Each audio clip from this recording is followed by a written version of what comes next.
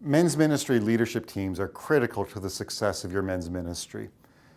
Far too many churches have just one guy going alone, and far too many others have just gone with any warm body to fill a volunteer slot. If reaching men is truly critical for the spiritual health of families, children, youth, and women, and it is, then the leadership of your men's ministry needs to be something that you take incredibly serious. It should not just be an afterthought. It needs to be one of the first priorities of leadership development in your own local church.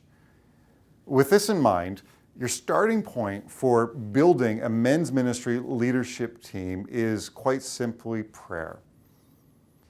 Jesus told us to pray for laborers. And so that's what we need to do. You need to pray for God to raise up the men that He wants in leadership. Then, you need to be willing to wait on God to answer that prayer.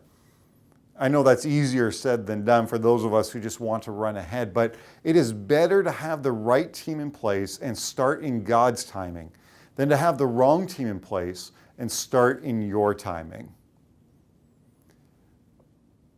Once God has begun to answer that prayer for you, you need to look for diversity in your team. You need men who love to organize event logistics. But beyond that, you also need men who like to teach, men who like to relate with other men.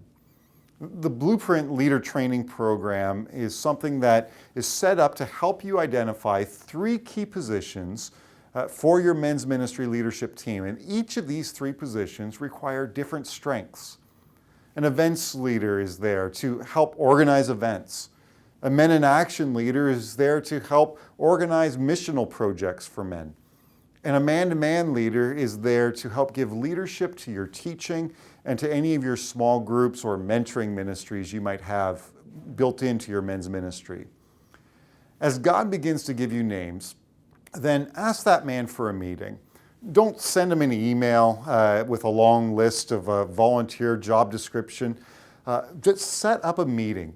It's better as a one-on-one meeting, not a group meeting. And don't go to the meeting and start off with, hey Frank, I want you to volunteer for this. But when you're together, you need to share with him your burden and vision for the men in your church. You need to explain to him why men are so important to the health of families, churches, and communities. And then once you've cast that vision to him, you need to show him the part that you believe that he can play to be part of the solution. As you take time to show him the part that you want him to play, then you need to begin to outline for him some of your expectations. Things often go off the rails when your expectations and your volunteers' expectations are in 2 different places. Men want to know the time commitment and the responsibilities that are involved from you. They need to believe that they can actually accomplish this. And if you follow the Blueprint framework, you will be able to help the men in your church leadership team to see how simple it is to follow if they simply stay focused on their role. Men will follow a leader who has vision, but they're also going to follow a leader who believes in them as men.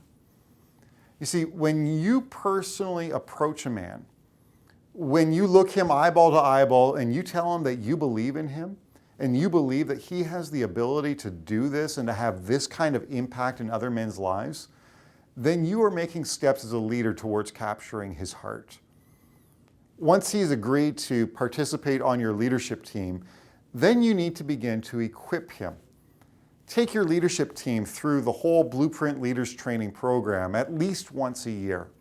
It will be so good for new members of the team to be trained in the program, but it's also going to serve as a great reminder and a great refresher for other members of the team so that they can just refocus their ministry efforts to make sure that they are making disciples of Jesus.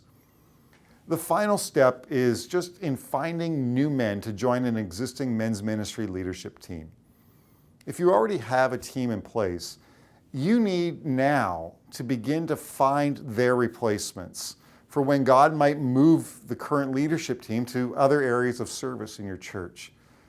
Take the same process and pattern that I've just described and apply it to bringing these new men into your leadership team. But maybe you start by inviting those men to serve as assistants to some of your key leaders that are already in place. Building new leaders is going to be extremely important in order to build the sustainability of your ministry efforts.